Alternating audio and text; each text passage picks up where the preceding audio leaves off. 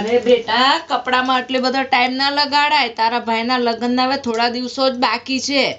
અને છે ને આ બ્યુટી પાર્લરના ને કટલેરીના ને એ બધા ખર્ચા ઓછા કરજો. આપણા હાથમાં ઓછા રૂપિયા છે. અરે મમ્મી, તમે ચિંતા ના કરો, આપણે ઓછા પૈસામાં એ સારો પ્રસંગ નીકળી જશે. અરે મમ્મી, તમે આ લિસ્ટ પછી બનાવજો. આ ભાઈના સસરાનો ફોન આવ્યો છે, વાત કરો. હાલો વેવાઈ, કેમ છે? હા બસ મજામાં. તમારે કેમ છે? બસ સારું છે. આ હવે લગ્નના થોડા દિવસ બાકી રહ્યા છે તો લાય કે લિસ્ટ બનાવું. હા તો એટલે જ મેં ફોન કર્યો કે હવે લગ્નના થોડા દિવસ બાકી રહ્યા ને તો હું પૂછી જ લઉં કે આપણે લેવા દેવાનું શું કરવું છે. અરે અમારે કાંઈ નથી જોતું. અરે વેવાણ, કેવી વાત કરો છો? તમારે તો ક્યાં લેવાનું છે? મારી દીકરી માટે મારે તો કંઈક જોઈએ કે નહીં? હા તે બોલો ને વેવાઈ, મન ખોલીને વાત કરો.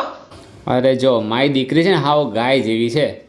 તો તમે છે ને આ તમારું મકાન છે ને એમાં અડધો હિસ્સો છે ને મારી દીકરી નામે કરી દેવાનો. અરે વેવાઈ, જે છે એ બધું એનું જ છે ને. હા તો એનો અડધો હિસ્સો નામે કરી દેજો.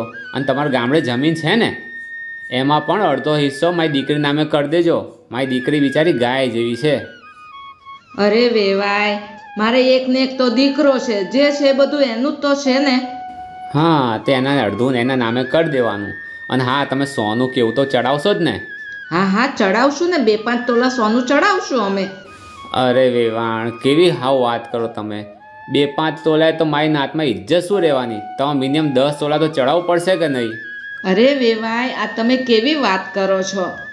અત્યારે સોનાનો ભાવ તો જુઓ કેટલો બધો છે. અમે એટલું બધું સોનું ક્યાંથી લાવશું? અરે વેવાણ, તમારી જોડે અત્યારે પૈસાની સગવડ નથી તો લગ્ન માટે તૈયાર જ શું કામ થયા અત્યારે? હવે મેં વિચાર કર્યો તમારો દીકરો સારો, તમારું ઘર સારું, તો મેં કીધું ચલો આપણે મારી દીકરીને તમારું ઘરે આપીએ. નહીંતર મારી દીકરી માટે સારા સારા માગા આવતા હતા પૈસાવાળાના. હવે તમે છેલ્લી ઘડી આવીને ફસકી જાઓ તો મારે એમાં શું વિચારવાનું? હવે વેવાણ એક રસ્તો છે, જો તમારથી થતું હોય ને તો તમને ફોન કરીને કહેજો, નહીંતર પછી મારે વિચારવું પડશે. હા, આ તો ફક્ત અમે અભિનય કર્યો છે. બાકી આવું બધું તો અત્યારે ઘણા બધા ઘરોમાં બની જ રહ્યું છે. તમારો કોઈ આવો અનુભવ હોય ને તો કોમેન્ટમાં શેર કરો.